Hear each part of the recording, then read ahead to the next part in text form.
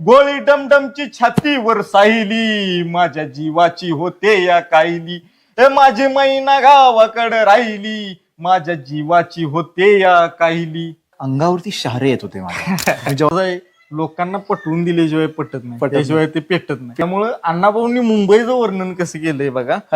या मुंबईत गर्दी बेकारांची, अहो या मुंबईत गर्दी बेकारांची, त्यात भरती झाली माझी एकाची. मड्यावर पडावी मुठभर माती तशी गत झाली आमची. ही मुंबई यंत्रांची तंत्रांची, जगणाऱ्यांची मरणाऱ्यांची, शेंडीच्या दाढीची हडसनच्या गाडीची, जॉर्जॉनच्या नायलनच्या तल्लम साडीची, बुटाच्या थडीची, पुस्तकांच्या जोडीची, माडीवर माडी हिरव्या माडीची, पैदासीत भलती चोरांची, आयतखाऊंची, शिरजोरांची, हरामखोरांची न भांडवलदारांची. पोटासाठी पाठ धरली होती मी कामाची, परवा केली नाही उन्हाची थंडीची पावसाची. आणि पाण्यानं भरलं की माझं वाहन मला एका छत्रीची. आणि त्याच दरम्यान चळवळ उठली संयुक्त महाराष्ट्राची.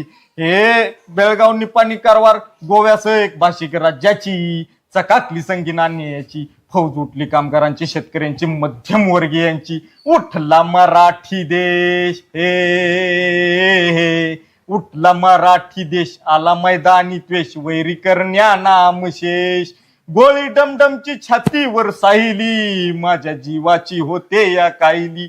माझी मैना गावाकडे राहिली, माझ्या जीवाची होते या काहिली. अंगावरती शहारे येत होते मला जेव्हा ते म्हणत होता ना अंगावरती शहारे. कारण आज आपण हा मोकळा श्वास घेतो ना या सगळ्या विद्वान मंडळी. मित्र नमस्कार. आता सध्या आपण सांगली जिल्ह्यातल्या वाळवा तालुक्यातील वाटेगाव या गावी आहोत. साहित्यरत्न शाहीर अण्णाभाऊ साठेंचं तर हेच मूळ गाव मित्रांनो. त्यांचं मूळ गावी आपण पाहणार आहोत आणि सगळी माहिती देण्यासोबत आपल्यासाठी ज्यांनी वेळ दिला ते सुरेश साठे सर आपल्यासोबत. सर नमस्कार. आपण घर बघू. आणि बघा हे त्यांचं घर पाहताय मित्रांनो. हे बाहेरून पाहू आपण थोडंसं. मला सुरुवातीला अण्णाभाऊ साठे जेव्हा मुंबईला गेले तेव्हापासून जरा सांगा. अण्णाभाऊ म्हणजे सांगायचं एक किस्सा कसं माहितीये का, बाळाचं पाय पाळण्यात दिसते ती, अशी आपल्याकडे एक म्हण आहे. बरोबर.